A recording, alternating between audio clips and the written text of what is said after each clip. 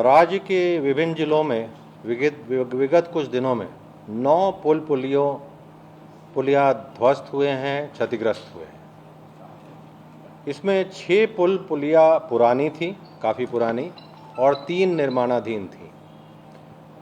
कल भी press conference करके आपको बताया गया कि 6 पुलिया जो सारण एवं सिवान जिलों में छाड़ी गंडकी नदी पर अवस्थित हैं, वे ध्वस्त हुए हैं 3 और 4 जुलाई 2024 को। जल संसाधन विभाग द्वारा गंडक, छारी, गंडकी, माही, गंगा नदी जोड़ योजना के तहत इसका निर्माण किया जा रहा था। वर्ष 2023 के समाधान यात्रा में माननीय मुख्यमंत्री के निर्देश से इस नदी की अविरलता को बरकरार रखने के लिए और क्षेत्र को बाढ़ न्यूनीकरण के लिए भी और उस क्षेत्र में जल स्तर ऊपर रखने के लिए यह योजना कार्रवाई की जा रही थी। इस योजना को मार्च 2025 तक समाप्त करना है।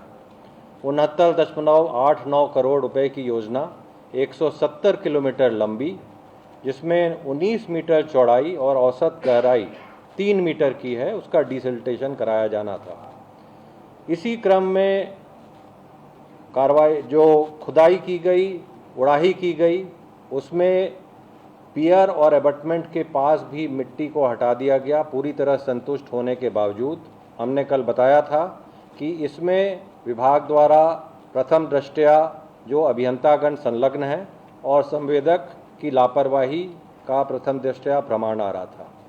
उसमें हमने यह भी बताया था कि 24 घंटे के अंदर प्रतिवेदन की मांग की गई है और उस पर अविलंब कार्रवाई की जाएगी। इसमें जो उड़नदस्ता जांच प्रतिवेदन प्राप्त हो चुका है और यह पाया गया कि कार्य के दौरान संबंधित अभियंताओं के द्वारा नदी पर अवस्थित पुलिया को सुरक्षित रखे जाने हेतु एहतियाती कदम नहीं उठाया गया तथा समुचित तकनीकी पर्यवेक्षण नहीं किया गया।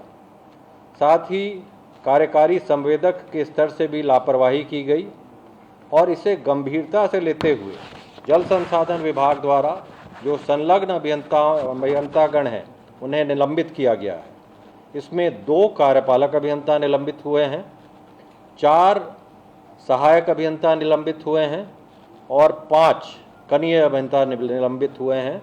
कुल 11 अभियंतागण आज ही निलंबित हुए हैं और त्वरित कार्रवाई इसमें की गई है ताकि जो लापरवाही की गई है और जो तकनीकी पर्यवेक्षण नहीं हुआ है उसका अविलंब दंड दिया जाए, यही आज बताना था। और साथ में जो ग्रामीण कार्य विभाग द्वारा के तत्वावधान में जो पुलिया क्षतिग्रस्त हुए हैं या ध्वस्त हुए हैं, उनके संबंध में अपर मुख्य सचिव ग्रामीण कार्य विभाग यहाँ पर हैं, वो उनके बारे में क्या कार्रवाई की गई है, उनकी स्थिति के बारे में आपको बताएंगे। सर, संवेदक का नाम क्लियर हो पाया है कि कौन संवेदक है, उनका नाम क्लियर है? नहीं, संवेदक का नाम तो क्लियर है, मातेश्वरी कंस्ट्रक्शंस है, उसके द्वारा यह निर्माण किया जा रहा था और उसी पर कार्रवाई भी की जा रही है। उसी के पैसे पर पूरा निर्माण किया जाएगा। संवेदक निबंधन नियमावली में जो कार्रवाई होना है उसके लिए हमारे 2 अभियंता प्रमुख हैं, दोनों को निर्देशित कर दिया गया है। उसके तहत अन्य भी जो कार्रवाई होना है वो होगा। काम छीना जाएगा, ब्लैकलिस्टेड होंगे वो? ब्लैकलिस्ट से काम छिनाता नहीं है, ब्लैकलिस्ट से आगे काम नहीं मिलता।